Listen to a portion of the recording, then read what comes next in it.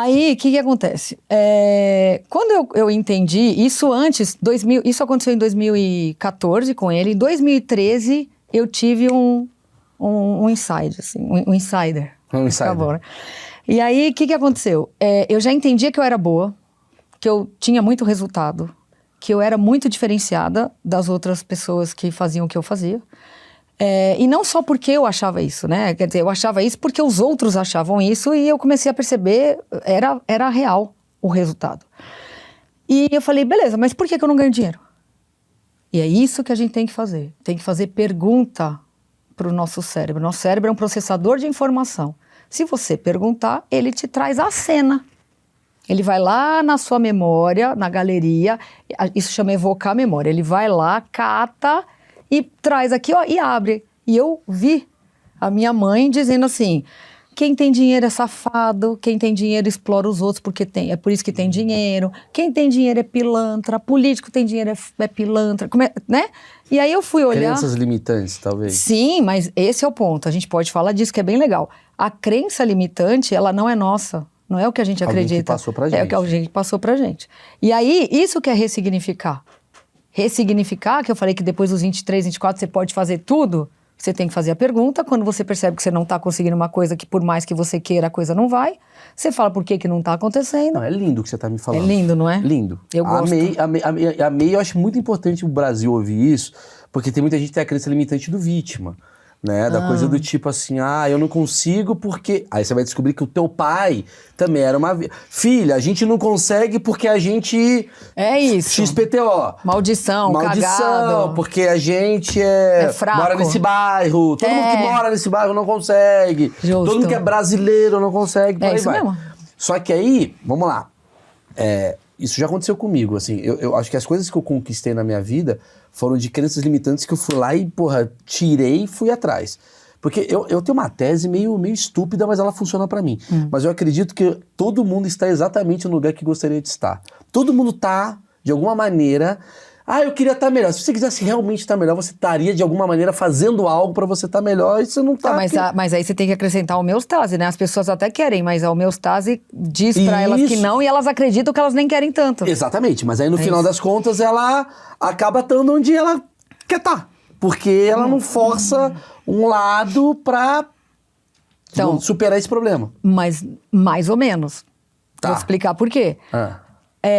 A gente tem um poder de adaptação absurdo. A gente acredita... Não é que ela tá onde ela quer estar. Na verdade, ela tenta, não consegue e fica. Então, mas é por medo. Por exemplo, imagina assim, eu quero ganhar o Oscar. Esse é o meu objetivo de vida. Se eu quero mesmo, eu sei o que eu tenho que fazer. Mas por que eu não faço? Porque preguiça. Tem ou preguiça ou medo. Não é. Então, esse é o ponto. Não é o medo. O medo, ele é a última coisa que ele vai te parar. Porque o querer, ele é muito poderoso. Tem gente que fala, eu preciso. Preciso já era, porque o cérebro fala que precisa, ele vai lá, tudo é comando de voz. Eu preciso ganhar o Oscar. Ele vai falar, ela tem água, ela tem comida, então, ela tem banheiro, não precisa porra nenhuma. Foda-se, ela tá delirando.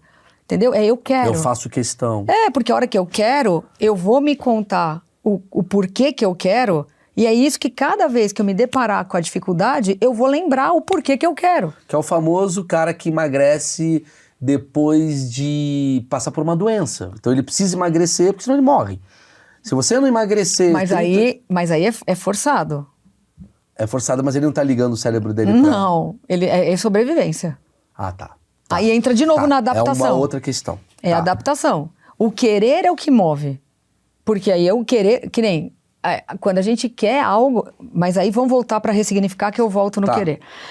E aí quando eu vi que minha mãe... Né, veio a cena da minha mãe falando tudo isso, eu entendi porque ela falava tudo isso. Porque ela achava que ela não conseguiria ter dinheiro. Então é mais fácil ela falar mal de quem tem, porque senão, que é o que a grande maioria das pessoas fazem. Você vê um cara com uma Ferrari, por exemplo. Se você não liga pra isso, você fala, pra que isso? Pra que pagar um carro, né, tão caro um carro desse e tal, sei lá. O que você tá contando pro seu cérebro? Que isso nunca vai acontecer com você. É isso não. Então é a gente, o cérebro é nosso, todo mundo acha que o cérebro é um ser que abduziu a gente. Não, ele é nosso, ele responde a comando de voz, ele é um órgão de resposta. Igual o estômago.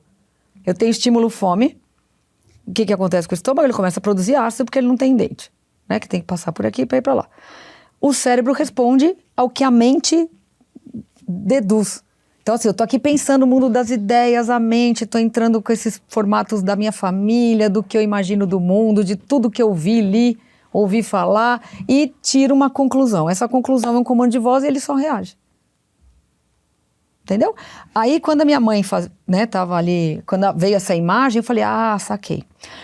Peguei isso e aí a gente tem que fazer um outro exercício, que é mente imaginária. A nossa criatividade, ela não tem limite. Mas a maioria das pessoas não treinam essa capacidade. Então, o que eu fiz? Eu criei dentro da minha mente imaginária uma prateleira de livro e eu coloquei um livro nessa prateleira que o nome era O que Minha Mãe Pensava sobre Dinheiro. E agora eu estava escrevendo o meu livro sobre o que eu penso sobre dinheiro. Isso é ressignificar.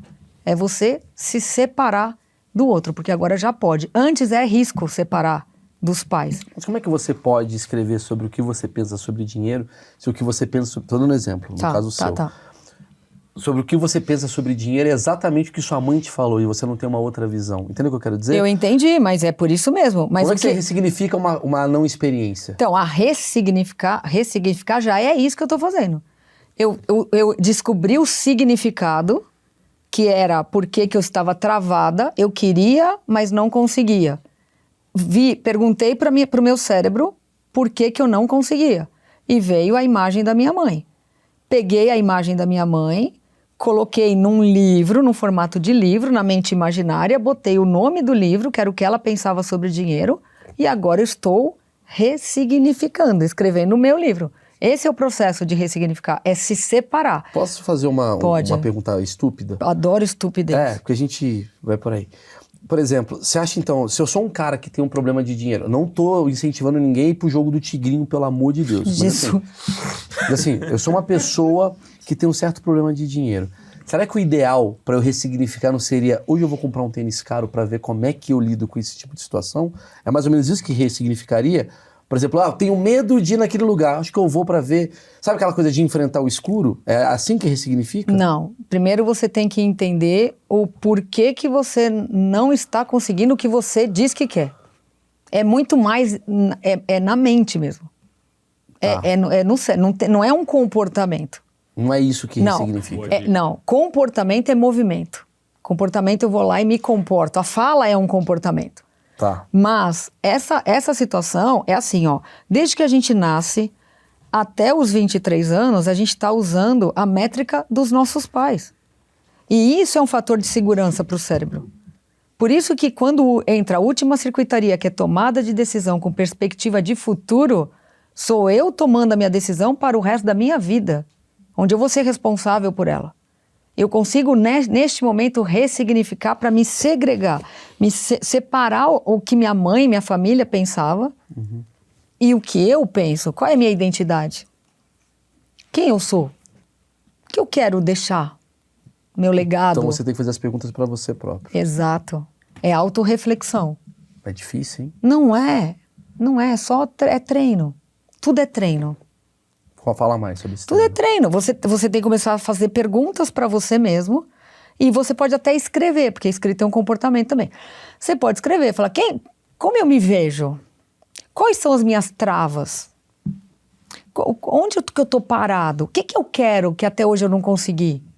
Por isso que a explicação, ela salva. Porque, por exemplo, quando eu descobri a homeostase, foi a primeira coisa que me fez entender que não era eu que mudava de ideia toda hora. Não era eu. Eu tenho uma cena ótima que eu conto, que é assim, quando eu queria fazer um curso lá atrás, não tinha Google, essas coisas, então você pegava ali um folheto, imaginava que aquilo era legal e você ia fazer o curso. Só que quando você chegava no curso, você via que às vezes não era o que você imaginou, porque não estava tão bem explicado. E eu sou a pessoa que eu ia lá fazer o curso, não achava, não gostava, parava de fazer. Aos olhos do meu marido, ele dizia assim, a Ana Cláudia, tudo que ela começa, ela não termina. O olhar dele. Quando ele falou isso a primeira vez, eu achei estranho e fui pensar sobre isso. Cara, é isso mesmo? Eu não termino o que eu começo? Não, eu vou lá. E aí eu entendi que ele estava falando dele. que queria ter feito medicina, mas não fez porque a mãe dele não conseguiu pagar mais um ano de cursinho, então ele passou em TI e TI ficou. E ficou. Então ele é o cara que faz independente do, né? Entrou, tem que terminar. Quer dizer, boa parte da crítica que a gente faz é baseada na gente. Sempre. Então a pessoa que tá falando agora que, nossa, que chata essa mulher, ou o Maurício só faz pergunta idiota, no fundo é sobre esse cara. Eu vou falar, recalque. Isso é recalque. O hater, então, ele é o quê? Recalcadíssimo. Chupa. Chupa. Recalque. Eu li alguma Recalque. coisa sobre isso, né? Que o cara que te critica muito, geralmente é o primeiro cara que vai copiar o que você Eu faz. tenho um vídeo que eu gravei, depois, se você quiser, eu até te mostro, que ainda não saiu. Eu gravei, inclusive, sábado agora. Que era eu comigo mesmo. E aí a brincadeira era assim, e todo mundo não, eu tenho haters também. Então a pessoa fala assim pra mim, nossa, você fala muito palavrão. E aí sou eu dizendo assim, ó, você sabia, pra mim, né? Você sabia que você fala muito palavrão e isso não é bom? Aí eu falo, é mesmo? E daí que se foda, né? Eu falo, e você sabia também que você é taxada como louca? E aí eu começo a explicar, né? Eu falo assim, então, não é sobre mim. Até porque eu tenho louco na família internado. Eu sei o que é louco, já trabalhei em hospital psiquiátrico. Mas a questão não é essa. É sobre o que eu sou livre pra me expressar. Com certeza. E o outro olha e fala, cara, essa mulher é louca. Por quê? mas É a é história daí da que- minha mãe com o dinheiro. Ah, sim, mas daquela... Entendi. É igual o cara que, por exemplo, ele é muito homofóbico e fala, cara, querido, você Quer gostaria dar. muito de estar abraçando um outro cara e você tem uma questão sua, ou a mulher que julga a outra de puta.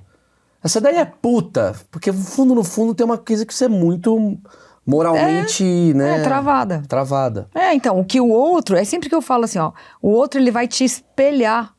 Vai espelhar o quê? O que incomoda em você. Então é sobre você. É um espelho mesmo.